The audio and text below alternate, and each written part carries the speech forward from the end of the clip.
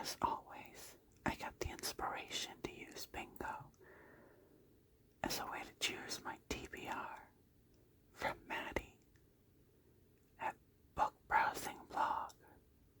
Currently, I've been doing this every 3 months. I have 24 spaces for prompts, with the free middle space being used as a mood read space.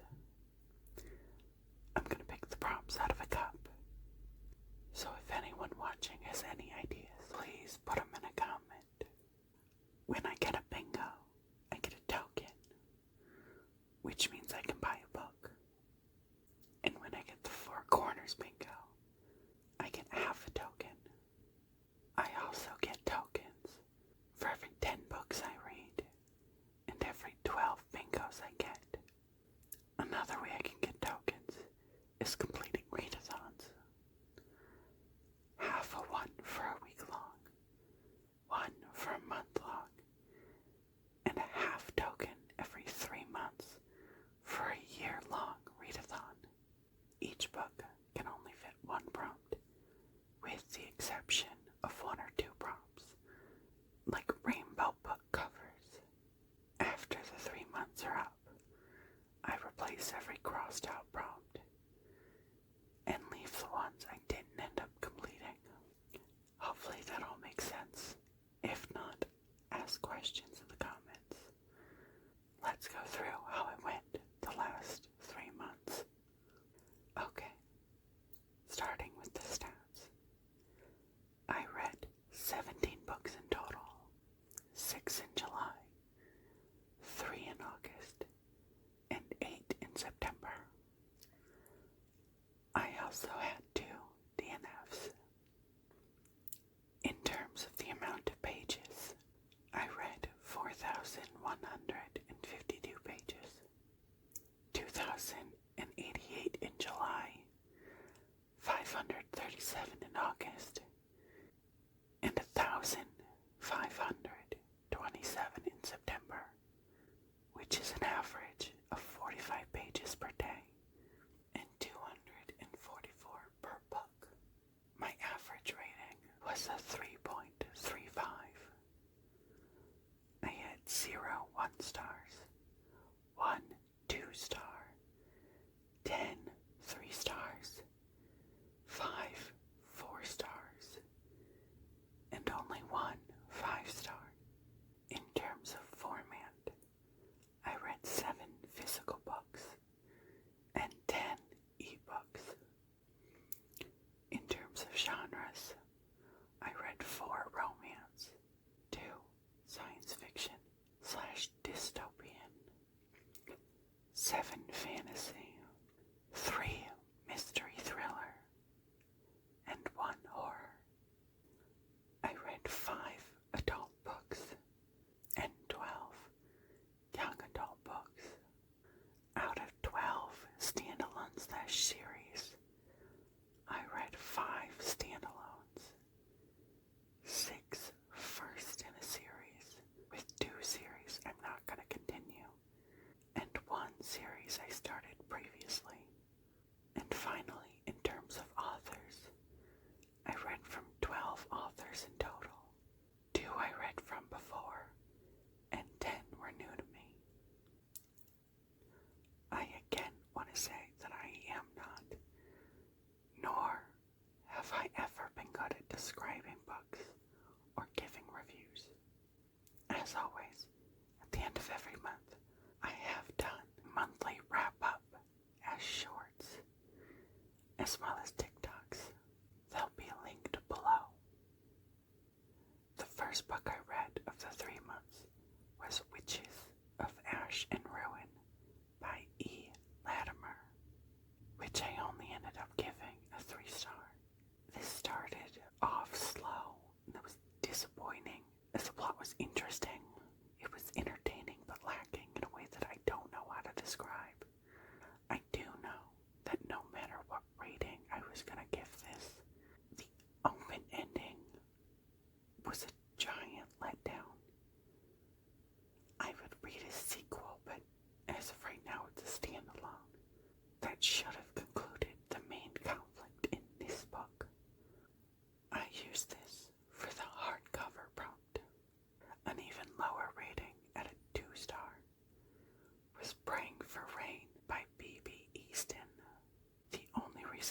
finished it was because it was short. It's a romance book, but except it's insta-love that features a semi-abusive relationship and terrible sex scenes. The part of this book that was actually about the apocalypse was kind of interesting, but instead of the Four Horsemen apocalypse, I hoped it was. In the last 10%, it came out that it was a man-made apocalypse, and the ending was just convenient. The world had a whole year to figure out what was happening, and in the last 2 chapters, our 2 main characters magically figure it out. Okay, I am definitely not continuing in this series. I did end up using this for the dystopian prompt. I'm also using this for the July buzzword, weather words. The next book was the start of things going up. At 3 stars was Star Daughter by Shweta Thakkar. This is a beautifully written book that weaves together modern day life with Hindi folklore. The world building is rich and immersive, and the descriptions of the celestial court are breathtaking. However, the writing can be a bit uneven at times. Some passages are incredibly flowy and poetic, while others are more straightforward. It can make the transition between the 2 styles feel jarring. Additionally, the pacing of the story is quite fast, which can make it feel rushed in places. I used this for the lowest rated prompt at a 3.32. Heart of Iron by Ashley Poston was my only second 5-star this year so far. It was a thrilling and engaging read. The characters in this book are well developed and likable. The world building was fantastic, with vivid descriptions of different planets and cultures that made the story come alive. The writing is excellent, with a fast-paced plot that kept me on the edge of my seat. I also appreciated the themes of friendship, loyalty, and sacrifice that are woven throughout the story. I use this for the new 5-star prompt. Next is the Killing November duology by Adriana Mather. Killing November, a 4-star, and Hunting November, a 3-star. The action scenes are well written and exciting, and the pacing is nice in the first book, but it somehow slows down in the second book, even though the world gets bigger. The characters can be somewhat one-dimensional. Some of the supporting characters can feel a bit flat or stereotypical. This can make it difficult to fully invest in their stories and motivations. I use Killing November for the random number prompt. Game of Gravestones, the 3rd book in the Jane Ladling mystery series by Gina Showalter and Jill Monroe. And just like with the first 2, I also gave this one a 3-star. This is a decent addition to the series. The writing style is easy to follow, making it a quick read. However, the characters lack depth and development, which makes it difficult to connect with them on a personal level.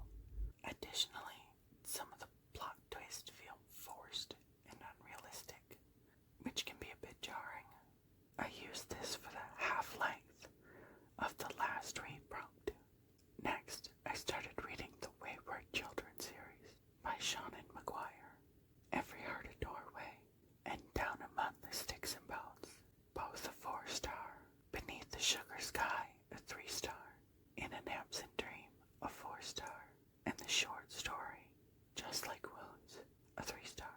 The writing is engaging, and her world building is impressive, with each book introducing a new and fascinating world that is both strange and familiar. While the series is certainly enjoyable, it does have its flaws. The pacing can be slow at times, and some of the characters' actions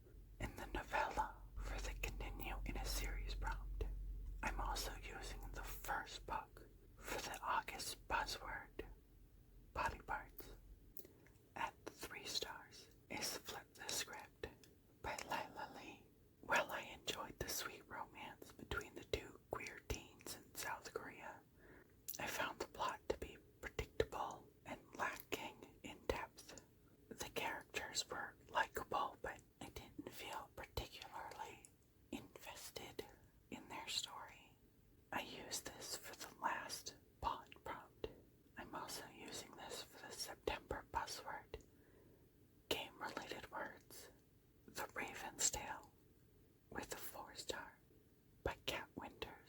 The writing was beautiful and whimsical without being overcomplicated, making it an easy and enjoyable read.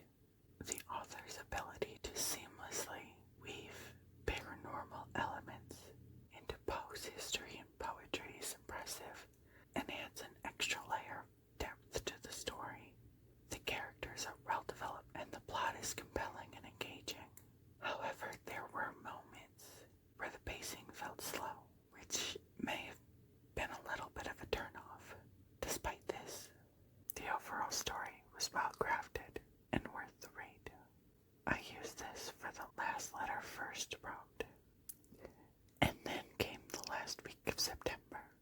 I thought I was doing well with prompts and had a few bingos, but no. At this point I just had one, so I looked through some short and quick Kindle novellas that I could use to fill some prompts. The first one was My Billionaire Grump by Camilla Isley, a 3-star.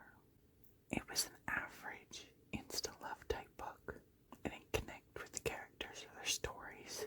I saw a review call this fan fiction-y, and I kind of agree. It was a quick read to fill a spot. I don't hate it or love it. I used this for the 2023 release prompt. Next was The Loner's Lady, also a 3-star, by Jessa Kane. This was entertaining enough, if not totally eye-roll worthy. Very fast-paced relationship, but expected for how short it was. I used it for the read in a day prompt. The last book I read was Tattooed Sweetheart, the 5th book in the Sweetheart Colorado series of companion books. This one by Jenica Snow, again a 3-star. This was cute. This was a sweet boy meets girl story, and I'm a fan of those because they tend to lead more realistic, I think. However, I do think this, in given time, will be forgettable, but not bad. I might even end up rereading it, forgetting I read it. The epilogues were super cute. I used this one for the 2021 release prompt. I also crossed off 2 more prompts. For these 2 prompts, all but one book can be used in other prompts. With the read every day for a week, the main book I'm using is Haunting November, and I'm using Every Heart a Doorway for the main book in the Rainbow Book Covers prompt, which is 6 books that have one color of the rainbow on it. So with 17 books read, I was able to cross off 17 prompts and get 4 bingos. For the tokens, I was able to grab 2 for every 10 books read, including the leftovers from last time. 3.5 for the bingos, and a half token for the buzzword reading challenge, which gives me 6 tokens from the last 3 months. Now, let's remove those crossed off prompts and get some new ones up. Since I used the board for 3 months, I remove all crossed off prompts instead of just the ones I get bingo with. So I have a cleaner board and more prompts for the next 3 months, which means I need to replace 17 prompts. For the prompts I have taken off, I don't add them back into the cup for the next board, with the exception of a few, just to make sure the board is different between rounds. Alright, along with the 7 from the last board, first up is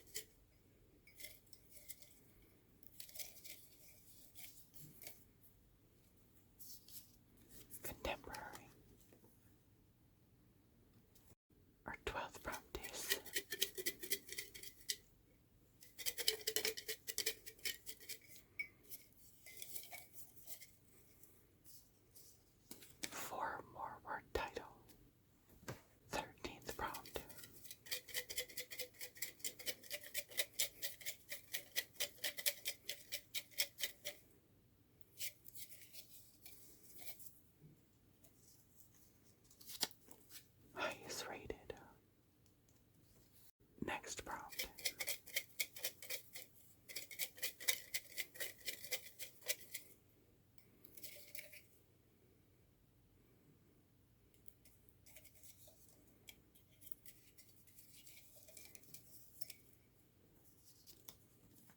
Finish or catch up in a series. 15th is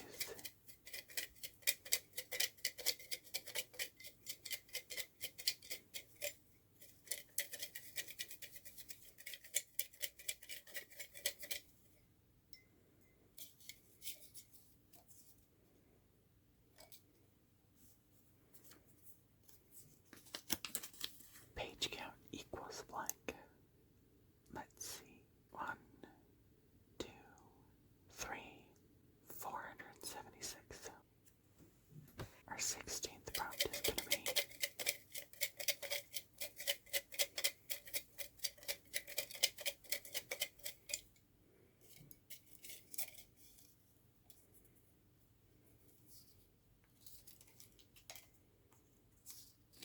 impulse buy. Last prompt to go.